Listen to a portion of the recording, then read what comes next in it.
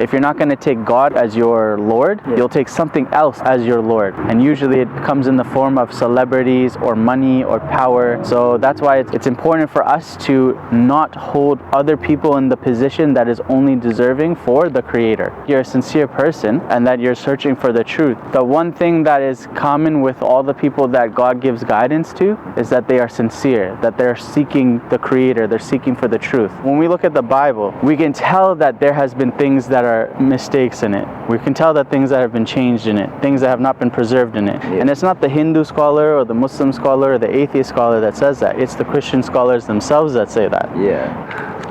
How you doing? Okay. Not bad. Is everything okay? Yeah, I'm alright. You? A little stressed. Yeah? Yeah. So, I mean, is it gonna get better? How long is your recovery? Few more weeks. I can already kind of put weight on it and walk around with the boot on. Yeah. But the less the better. Yeah, the less the better, and a few more weeks I should be Okay. feeling good. Well, have you ever heard about Islam before? Islam? Yeah. I wouldn't say I'm religious. I'm spiritual. You know what Alcoholics Anonymous is and stuff like that. Yeah, I've just been staying at recovery houses and stuff, and usually we have a Bible study, and well, not so much a Bible study. It's just we talk about God and stuff like that. Whoever's God that might be. Yeah. And yeah. Do you personally believe in God? Yeah, I do. You do. I'm not a Christian or anything in particular, but. Well, that's good. That's half the battle, because a lot of, as you know, like this atheist is quite an invasive ideology. Yeah. And it's illogical at its roots, because it's just denies the existence of a creator. Yeah. And believes that everything came from nothing, right? Yeah. So that's kind of why part of our Islamic faith is to first recognize that La ilaha illallah, that there is no deity worthy of worship except for Allah, the one true creator in truth. Yeah. Right? Do you believe in that you were created for any kind of purpose? I have a belief that I do have my purpose, but it's up to me to figure that out. Yeah. And yeah. Would it make sense to you that if this creator created you, right, would he tell you what your purpose is? I don't think so. No? I'm not too sure. Well, because in the Quran, which is that last revelation to mankind, yeah, Allah, the Creator, He tells us what our purpose is, and He says that you and me, we have not been created except to worship Allah, to know Him, to recognize Him, to follow what He's told us to follow, and to stay away from what He's told us to stay away from. Yeah. That's what He's created us for. That's our purpose in this earth. That He created this earth and your life as a testing ground to see who is going to be best in deeds. Yeah. That's the purpose of this worldly life that you're experiencing right now. Yeah. Do you believe in, for example, that God sent many prophets throughout time? I believe so, yeah. So like some of the names you may have heard of before, like the Prophet Adam, peace be upon him. Yeah. The Prophet Noah, peace be upon him, Noah in the ark, you may have heard that story. Yeah. The Prophet Moses, peace be upon him, the Moses and Pharaoh in Egypt. Yeah. And the Prophet Jesus, peace be upon him, right? And the Prophet Muhammad, peace be upon him, and that's what you're learning about now. Yeah. So one thing that is interesting about all of these prophets is they all came with one message. Yeah. That one message is to believe and worship the one God without doing any sort of idol worship. Yeah. Do you know what idol worship is? Idol, like they're above you, and they're like. So basically, idol worship is whenever you take anything from the creation, Yeah. and you make it equal, Yeah. to the Creator. Okay. So, for example, when the Hindus, they take a statue, Yeah. and they say that God is in this statue, and they bow down to that statue, Yeah. that is called idol worship. Yeah. Yeah. For example, when the Christians, they take Jesus, who is born of a man, born of a woman, Yeah. that he had to grow, and he had to eat food, and he had to use the washroom, and he was limited in knowledge, and he was limited in his overall ability. When they take God and they make him similar to that as a human being, kind of like how the Greek mythology does, and how the the Nordic mythology does, and how they create these demigods and this kind of thing. That's called idol worship as well. Right? So that's whenever you take anything from the creation and you associate it and make a partner with the Creator. Right? So that's the one sin, that's the one transgression that God will not forgive. It's impossible for him to forgive that. Kind of like how people worship like celebrities and stuff like that. Exactly. Whenever you take, and that's another thing, is like whenever you take, if you're not going to take God as your Lord, you'll take something else as your Lord. And usually it comes in the form of celebrities or money or power. Right? So that's why it's very it's important for us to not hold other people in the position that is only deserving for the Creator. Right? So do you believe that, so I'm guessing that you do believe in those prophets? I don't know about those prophets and like stuff like this and all the readings and stuff. I'm really new to it. Okay. But I just, I thought to myself, who am I to not believe in a God or a Creator? And I don't know, it helps me, it sets me up for the day. I like to pray, I like to live by positive principles and spiritual principles. I just never got too into it, Yeah. Well, I can see that, like you're a sincere person, and that you're searching for the truth. The one thing that is common with all the people that God gives guidance to is that they are sincere, that they're seeking the Creator, they're seeking for the truth. Now, the reason why I asked you about those prophets and why I said that they all came with that one message is because in order to give guidance to humanity as far as in regards to what's right and wrong, they needed to have some sort of revelation from that Creator, right? It's like you creating, for example, a new phone, right? And you want to teach people how is the best way to use this phone, what you shouldn't do with this phone, etc. You would give them a manual, right? Instructions for use, right? The same way, the Creator, He's given us manuals over time. Some of those books that He's given, you may have heard of, like the Torah, which was given to the Prophet Moses, peace be upon him. The Zabur, the book of Psalms in its original form, which was given to the Prophet David, peace be upon him. The Injil in its original form, which was given to the Prophet Jesus, peace be upon him. And the Quran, which was given to the Prophet Muhammad, peace be upon him. Now these books, they all came from the Creator, but the only one that has been preserved and remains with us in its original form today is the Quran.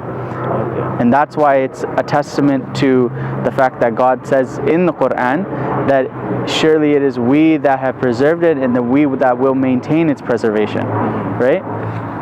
So that's why for you and me to know what is right and wrong in this worldly life, we should read and learn about the Quran and the message that He gave to the Prophet Muhammad, peace be upon him. Do you have a Quran? No, I don't. I've never been able to find one. I have one for you here right now. It's a free gift, This is a free gift. Something I've always wanted to read. So this is that last message from the Creator to mankind. The last one. So you won't find, the thing about the Quran is it makes a claim in the Quran that if it was from anyone other than the Creator, you would find many contradictions and errors in it. So for example, when we look at the Bible, we can tell that there has been things that are mistakes in it. We can tell that things that have been changed in it, things that have not been preserved in it. And it's not the Hindu scholar or the Muslim scholar or the atheist scholar that says that. It's the Christian scholars themselves that say that. Right?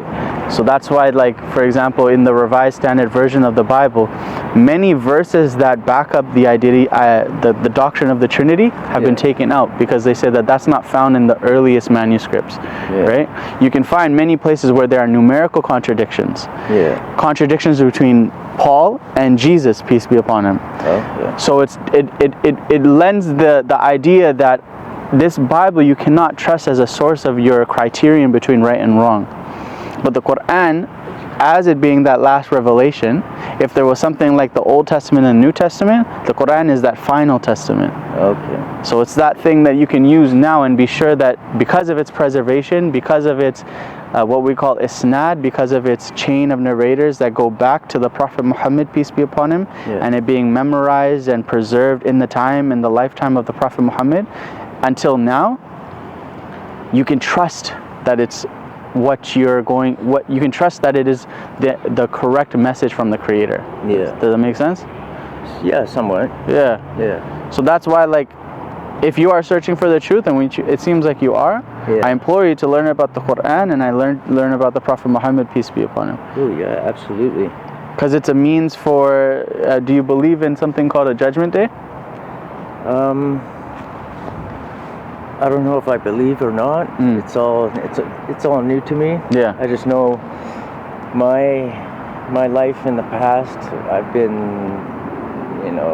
I've been a heroin addict. I treated people poorly. I was violent when I was younger and stuff. And I'm just trying to change my ways and find some kind of truth. The thing that interesting about what you're telling me. What's your name, by the way? I'm Nick. Nick.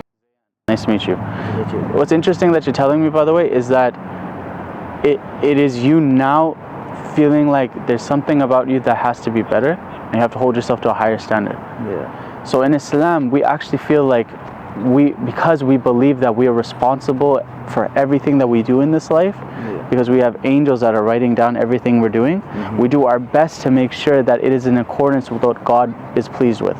Yeah. Right? So when I say that to you, and when I say that, for example, that this Islam, it means to submit to the will of the Creator. That's what Islam means. It means submission. And the Muslim is the one who submits to the Creator. And the reason why we believe that that is the best way to obtain what you're looking for, meaning like happiness, peace, tranquility, losing anxiety, losing depression, losing all of these things that may have led to substance abuse issues in the past, is because the Creator, He knows what's best for us. The same way I said like that when you created that phone, if you were to create a phone, you would know what's best for its use and what's best for and what's not good for it, right? Exactly right. So the Creator, when He created us, He knows what's best for us physically, He knows what's best for us spiritually, He knows what's best for us in any facet of life, right? So that's why in Islam, for example, one of the things that God, which He knows in His infinite wisdom is good for us, is praying. Like you mentioned, you pray, right? So the Muslim, minimum he has to pray is 5 times a day. Now imagine if you are praying and you're being conscious of your Creator at 5 specific times in a day. What we call that is it's like a means to program your righteousness. It's a means for you to actually stay away from those things that are going to, cause harm to you physically, spiritually, whatever the case may be. It helps protect you against something called shaitan, the devil, that is trying to whisper to you to go towards a path that is not the straight path. Does that make sense? And I definitely believe that. So let me ask you something then. You said you definitely believe in a God. Right? Now that God, He didn't create us for no reason. Do you believe that? Or do you believe that your purpose is still unknown? I believe He created all of us for a reason, but just given my life and stuff, I've been having, a lot of trouble finding what my purpose is, especially with my lifestyle before and stuff like that. So I'm always seeking through that. I have a lot more purpose, I feel, than I used to, but I do believe that. So that's why I'm saying, like, when we accept that our purpose is to worship and know the Creator, and to submit our desires to what He wants for us, life becomes easy. In the sense that you don't have to wonder about what's right and what's wrong anymore. You have a clear guidance. Right? Totally. Like before, back in the day, I used to wake up in a panic. I used to wake up feeling guilty, even if I hadn't done anything wrong, and just, it was just no way to live. And I don't know, I guess when I was young and immature, I don't know, it attracted me to that lifestyle. But yeah, I'm just trying to live better. Yeah. Well, I see that you're a very sincere person. Like I said, I don't know if this may interest you, but I wasn't always a Muslim myself. Yeah. I accepted Islam 9 years ago, and that was at a time where, I describe it as hitting a metaphorical rock bottom, right? Okay. And it was the only reason I came to that position at that point in my life was because I was following my own ideas of what is best for me. Yeah. Self-will and following my own desires, maximizing my personal pleasure, whatever that meant. Yeah. Right? But the thing is that whenever you follow that line of theology or philosophy, you're only going to arrive to a place where you're feeling empty inside. Exactly. And you're going to start wondering, what is my purpose? Yeah. What is the truth? What is the reality? Like, why are we here? Right? Where was I before I was born? Why am I here? Where do I go after I die? Totally. Right? Yeah. These are major questions, right? Yeah. And those questions at that time, I felt like I needed to know the truth too. So then I started looking into all these different kinds of philosophies and religions. Yeah. And through that searching, I stumbled upon Islam. Yeah. And it made the most sense to me. Yeah. Out of everything that I've ever heard before. That's cool. Coming from a Christian background before and going to university and learning about the atheism that they try to promote in those walls. Yeah. Right? So I think for you, like, read the Quran, learn about the life of the Prophet Muhammad, peace be upon him. Yeah. And if it makes sense to you, bro, I encourage you to accept Islam. Yeah, absolutely. I have friends who have, and I'm open-minded. I'm still searching for the truth. So I appreciate you giving me this. No problem. Yeah, no, for sure. If you have any questions, we're here every Saturday. Okay. So if you read something and it comes, like, you're wondering what does it mean, what's something like that, you can come and ask us. We're here every Saturday. Okay. I'll leave you with this. The second that you come to a conclusion or an understanding that there is one creator, which you already agree with. Yeah. But the second you come to a second conclusion, which is that the Prophet Muhammad, peace be upon him, who was given this Quran, this revelation from the Creator through the angel Gabriel, once you accept that he must be a true prophet because he was the one selected for this revelation, those two beliefs, that Allah is one and that you can't do idol worship with him and he's the only God worthy of worship and truth, and that the Prophet Muhammad is the last and final messenger and prophet of God. Second you have those two beliefs, that makes you a Muslim in foundation. That's like, then at that point in our belief, there's nothing different between me and you. The practicing of the religion and implementing the prayers and all of the other things that are also part of the religion, that comes after that initial first step, which is entering into Islam. So once you come to that belief that the Prophet Muhammad is a true prophet, I encourage you to accept Islam. And if you want, I can give you a book on how to become Muslim, if you ever do come to that book. So this is another one, How Does One Become Muslim? And I'll even give you this one. This is just a brief talk about the life of the Prophet Muhammad, peace be upon him. Awesome. So it's something to read up on. I'm sure I gave you quite a few materials here. But if you come across anything that you want more explanation on or clarification on, don't be shy. Feel free to come back. Saturdays, awesome. Between 2 and 5 p.m. Well, I thank you for that. No problem, bro. Hope you have a great day. Nice meeting you. Take care. Have a good one.